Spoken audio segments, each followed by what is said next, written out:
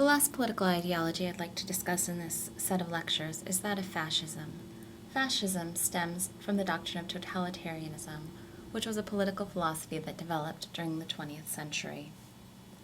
Literally, totalitarianism is the attempt to take complete control of all aspects of society, from the media, laws, the educational system, government. Basically, the idea that everything in society can be controlled by one dictatorial leader. The actual term fascism was coined, the book tells us, by Italian leader Benito Mussolini, also known as Il Duce. Il Duce thought that Italians should just live by one motto: believe, obey, fight. Independent thought was not expected of people beyond allegiance to the Italian state, and, therefore, allegiance to its charismatic leader. Fascism was a reaction to liberalism and socialism that occurred post-World War I. It based its view of human nature on the idea of gut instinct being more important than reason, and was heavily founded on ideas of nationalism, that human lives could only have meaning as rooted in a nation, and the nation was something for which people should sacrifice everything. Dedication to the leader of the nation here would be of utmost importance. Newspapers, radio, law, schools, every aspect of society in Italy under Mussolini served to indoctrinate people to believe in the propaganda that would be disseminated by the leaders, and to believe in the strength of the state. Fascism, of course, is also connected with Nazism, primarily identified with Adolf Hitler, pictured here, who was born in Austria in 1889 and went on to lead German forces, Nazi forces, in World War II. We read Hitler's work Mein Kampf, literally My Struggle, this week.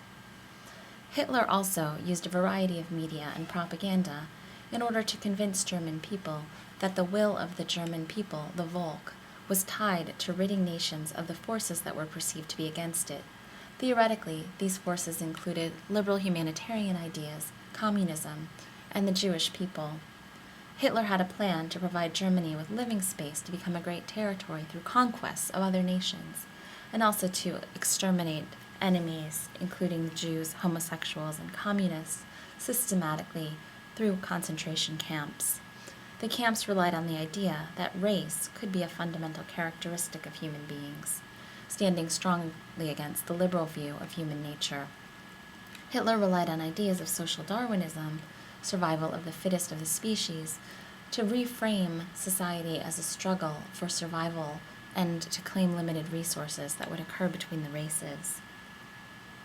If we look at the Venn diagram provided by the book, as far as conceptions of freedom go, if we look at fascism, the agent would be here the Aryan race. The goal would be racial supremacy and elimination of enemies, and the obstacles here would be liberal humanitarian ideals and morality.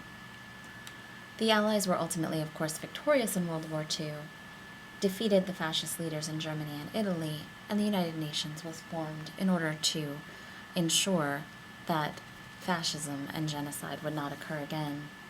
However, as many of us know who read the newspaper, fascism is not completely eliminated as a doctrine of political theory. Neo-Nazi groups have grown very prominent throughout Europe, and in the Middle East, totalitarian regimes such as that of Saddam Hussein, North Korean totalitarian regimes such as that of Kim Jong-il indicate that totalitarianism indeed is alive and well in certain sectors of society today.